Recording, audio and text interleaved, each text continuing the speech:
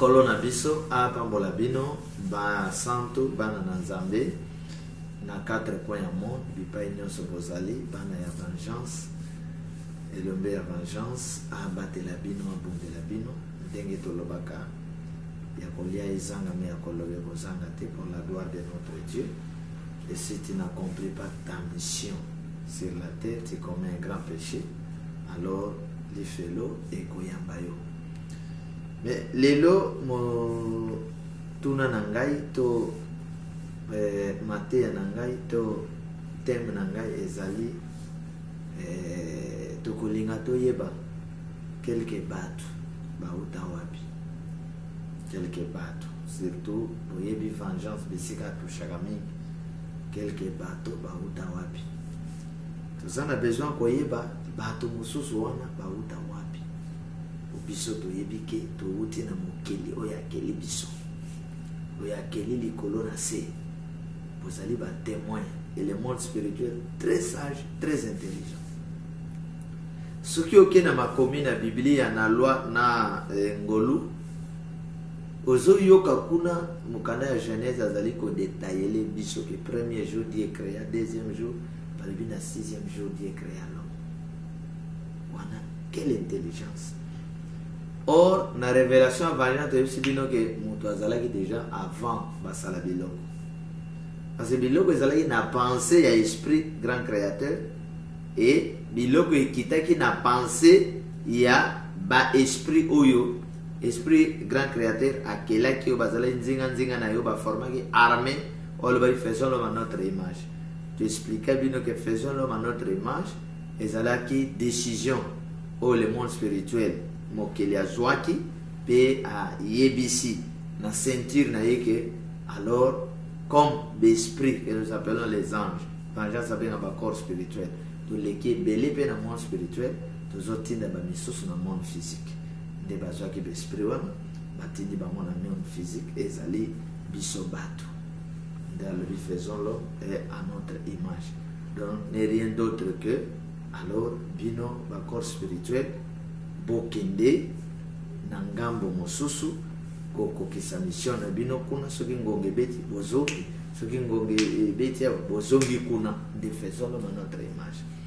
Alors lelo nazo tuna soki bandeko bauta wapi et sima ko tuna bauta wapi baza ko suspension de waneza teme na biso bauta wapi pozali ko suspension. Pourquoi lelo toza ko tuna bino bauta wapi? Parce que na tango wana il y a eu aussi un serviteur de Dieu vraiment très très puissant na kombo ya Noé oyo atika maloba lobi ke Dieu s'est repenti d'avoir fait l'homme. Dans l'angola vanda a regretté pour nina salaki mutu. Na minita oyo biso tozali awa le monde spirituel est en train de regretter pourquoi basalaki mutu lokola Macron. Donc regret ya makasi eza na monde spirituel. Ba réunion na monde spirituel pourquoi basalaki mutu lokola Macron.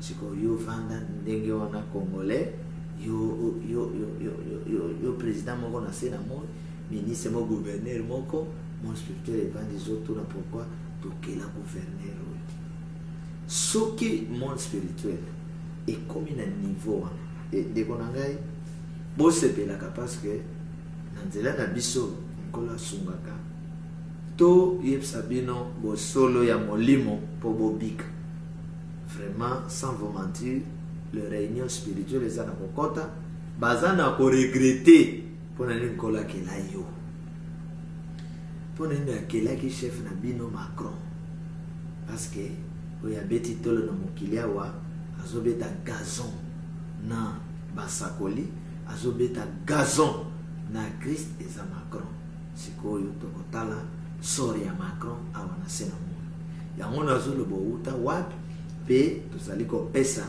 bino ba folie de nyonso suspension bino ba oyo bolingi ko copier makambo Macron azosala Macron na minute oyo ennemi ya makasi antichrist ya makasi ennemi ya molimo santo ya makasi eza Macron na moto bakisi ne ya pamba wana ezanga nango sens oyo azobetela ngo tolo awa na se na moi mbata oyo azwaki ayoki nano esali le côté mais si miliaki mais awa lisusu aza kozwa mama na suspension.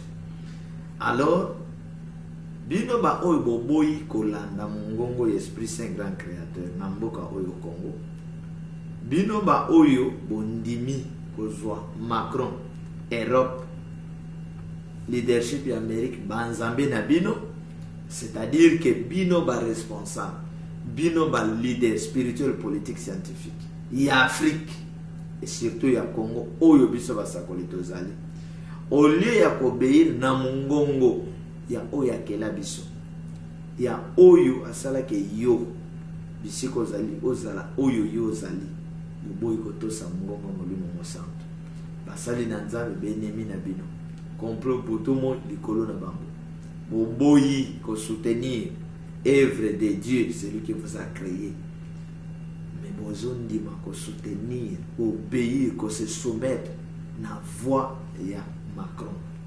C'est là na bino diffé bino nyonso olimo santo araye bino olimo santo à suspendre bino parce que beauté matoi na bino na voix ya Balaam. C'est pourquoi nazoto na yo utawapi deko na ngai boyoka kana mokili motazali ko sazade ko lobake Dieu n'existe pas, boyoka kango balobaka yango pe na bato ebele.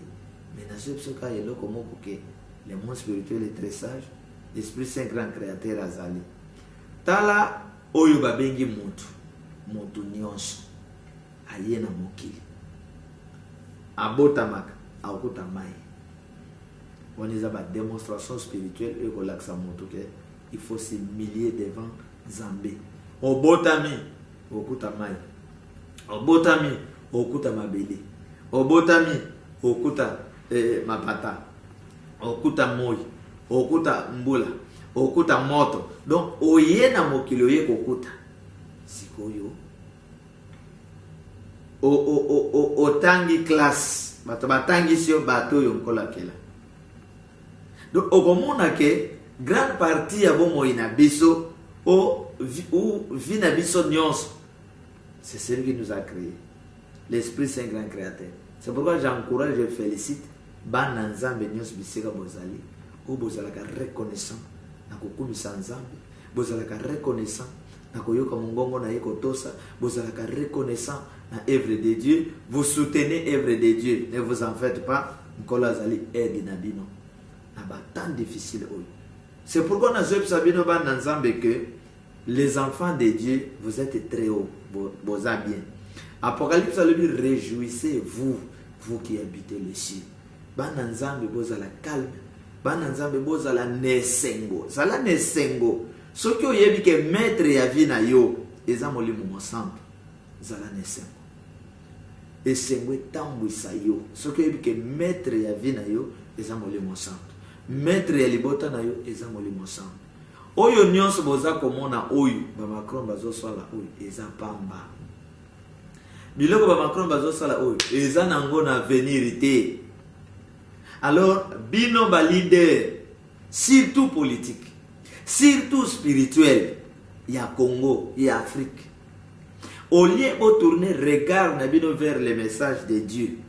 Boboye ki message ya ba grand prophète na mboka oyo boyebi. Boboy message ya ba onyo so ba tellement pour nous orienter spirituellement, politiquement, scientifiquement. Ba monsieur Boboma, ba monsieur Bokanga. Et la dernière voie ya temps oyo pour vous épargner, les allez voie ya vengeance.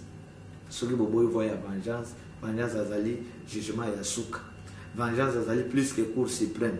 Vengeance azali plus que cour constitutionnelle. Vengeance azali plus que ba tribunaux. Et vengeance est là pour juger de leaders.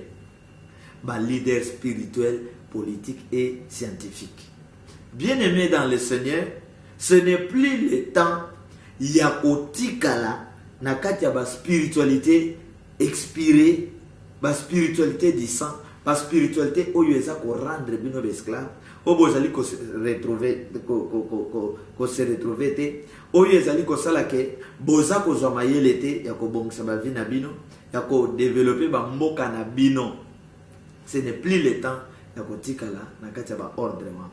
Ce n'est plus le temps ya kotosa ba voix ya ba démon, ba voix ya ba sirène. C'est pourquoi je te pose une question très simple. Outa wapi?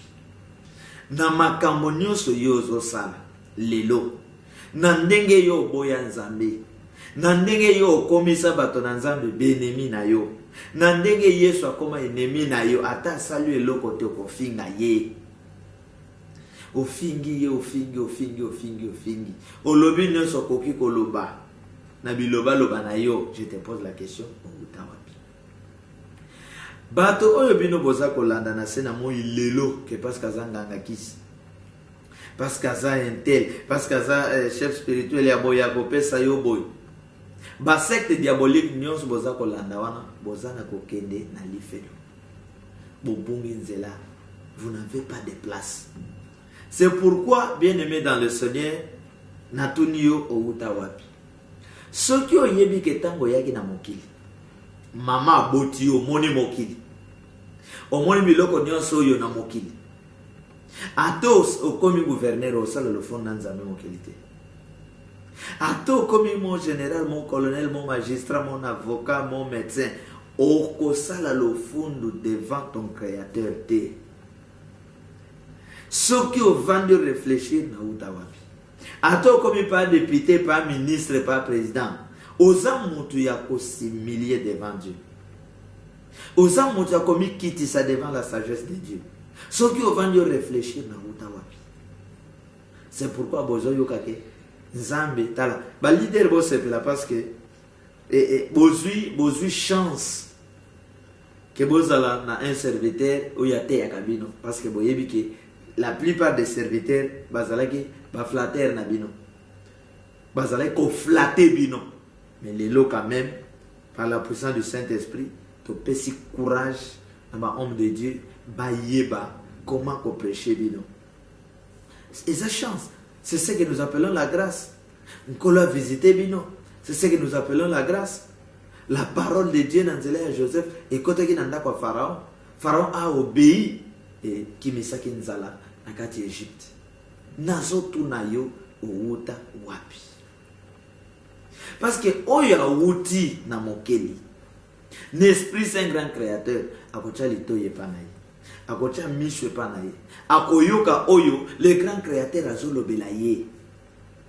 Mais lelo oboya mokeli pour devenir esclave ya créature.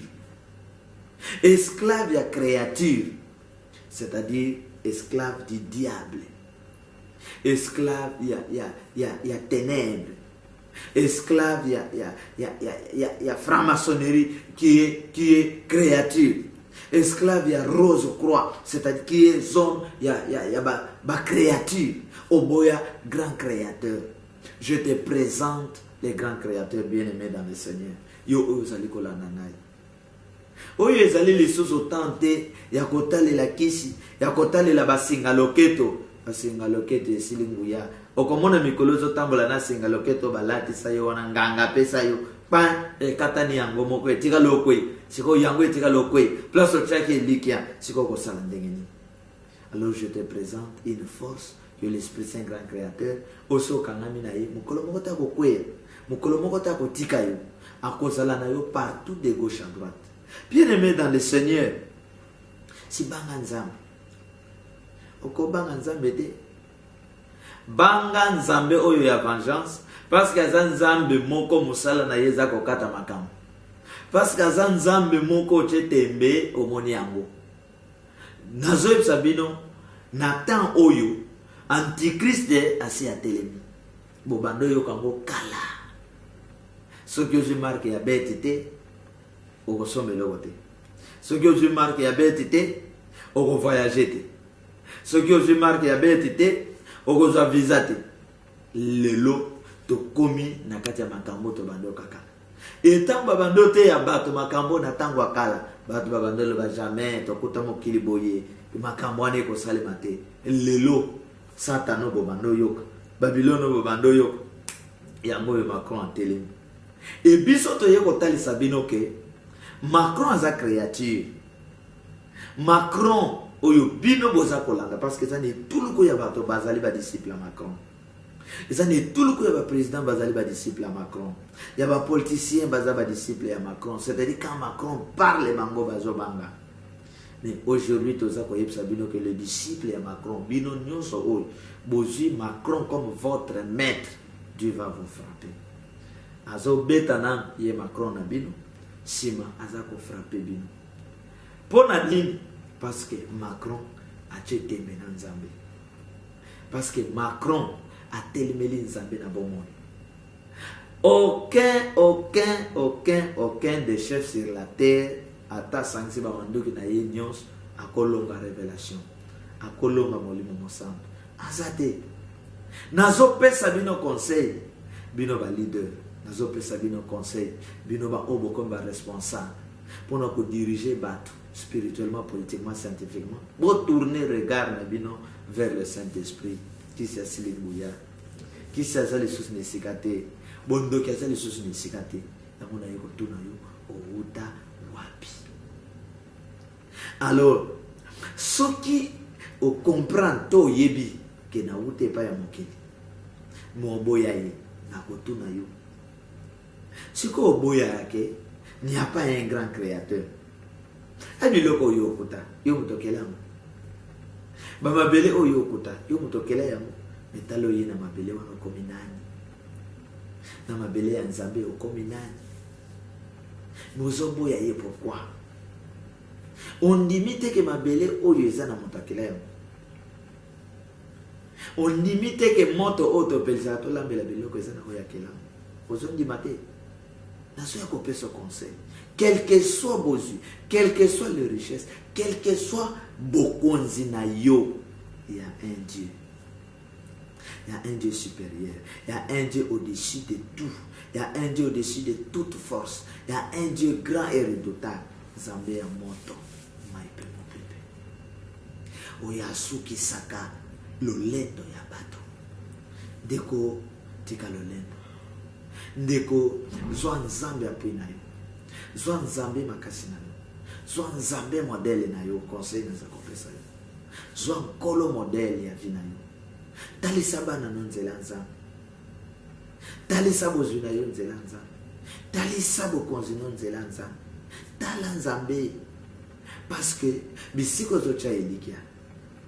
Bisika on est bukana. Bisika on est pola. Bukonzo on est kwe. Okocha liso elikia wapi. Et siko matina libanga yoko pasuka. Okocha elikia wapi. C'est pourquoi je vous invite et je vous appelle yakotala Nzambe mokeli na biso. Parce que l'année 2021, dès que tu as eu des années à leader. Quand il y a Nzambe, il y a leader en Afrique. Et ça continue. Et quand il y a Nzambe, il y a leader en Europe et en Amérique. Et ça continue. Nzambe zana kanda likolo ya bato wana. Nzambe zana kanda likolo ya ba hypocrite. Nzambe zana kanda likolo ya bato yo baza kotelemela ye. Ngonga ngo toyokaki na Apocalypse yango yebeti. Mais Nzambe akobikisa ba oyayi. Nzambe akobundela ba oyayi. Donc, l'élo calmement. Vengeance. Voilà, bien aimé. Ndena yaki kotali sayoke. Il y a un grand créateur. Tika koza l'esclave ya créature. Surtout l'homme africain. L'homme africain, tu es créé à l'image de Dieu et non à l'image de l'homme blanc. Pour que Obangaka, l'homme blanc jour et nuit. Pour que Bokonzi Afrique et Bangaka Bokonzi Yamondele jour et nuit. Nous sommes créés à l'image de Dieu. Ceux qui sont africains en général vont s'organiser. Beaucoup longa mendele. Beaucoup remporter victoire. Beaucoup comme va puissant na sena moi pe mondele akomikitsa liboso na biso. C'est pourquoi na yeko tali sabino leloke outa wapi. Ocha temena Nzambe te. Tozana tamoko très compliqué. Attache-toi à Dieu pour épargner la décision diabolique ya mokili. Et toutes les décisions basées na kozwa. Pour nous comme ma ordre moko satanique, ma ordre moko mondial satanique, ma décision wana kola zo yongola. Nkolo ko sanza moto na ye. Tozana ta vengeance. Tant ya vengeance c'est ça, tant ya nguya ya moto mai mopepe. oyo boyoki na Belgique wana oyo boyoki na Allemagne o mayeke esali boye c'est ça makambo biso tolobaki si to calme bana nzambe soyez calme partout bozali nzambe ko épargner bino si oyo bomone wana eza moke oyo ezo ya lisusu ya mabe koleka na cadre kwa ya monde pona nini parce que bino bato na misala mabe bo toucher nkolo bo tumboli nzambe nkolo akosala makambo ko bokozala na difficulté ya ko maîtriser makambo bokozala na difficulté ya ko trouver ba solution na ba problème et boko cholama boko yinana pe bosokene life. C'est pourquoi nous avons attiré bino ba grand responsable spirituel politique d'Afrique ya kotalela nzambe mokeli kotalela nzambe mokeli. Tu es président d'Afrique, lui il est président d'Europe, mais pourquoi tu as peur naïe? Pourquoi lui peut te dicter? Tu es général au Congo, il est général en Amérique. Pourquoi lui peut te dicter? Ce qui a dit lui doit te donner des formations et toi tu n'as pas de formation, il y a coupé ça et pas la bambou. C'est-à-dire tu es esclave. Alors message de vengeance, et ça message de coupé ça africain, force, puissance. Pour que tu es créé à l'image de Dieu et tu es au-dessus de ton sous. Nous sommes au-dessus des Africains. Nous sommes au-dessus de Yamamboka Mosusu. C'est la puissance, la vengeance et la tabine. Mais je vous assure que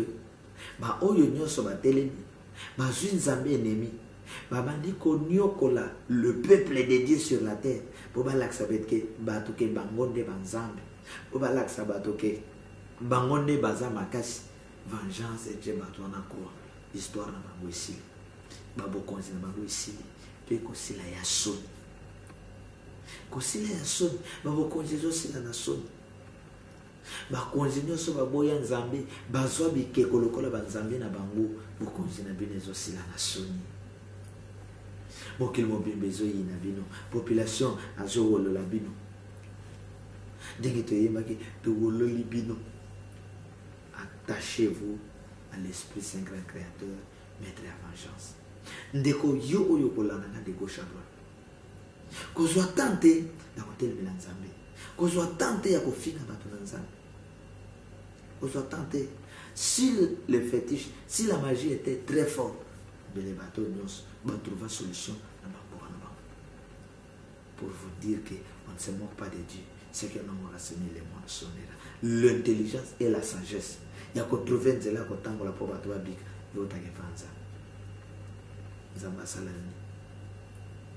Alors, frappe où il y a zombie à Macron, tout il y a milliers des appoints à l'Isabino, au boju mondele comme maître Nabino, au boju batum sokomba maître Nabino bolenga ka devant Dieu, bobanga ka bongote pour tal Sabino que Nzambe y a des forces. Et sachez-le que na minito le regard de Dieu, ils en ont la révélation de Dieu, ils en ont Peko bika ya mambota na nzela message de Dieu, et so ute panabiso. Oya ko chaten, ko la zo suspendre. Bokomona mikolo yo, ba suspension ko za de gauche à droite. Bokomona mikolo ezali ko ya ba embargo, ba kopesa ba embargo de gauche à droite. Et bokomona mikolo tozo kota na mikolo moko ya ba conflit de gauche à droite.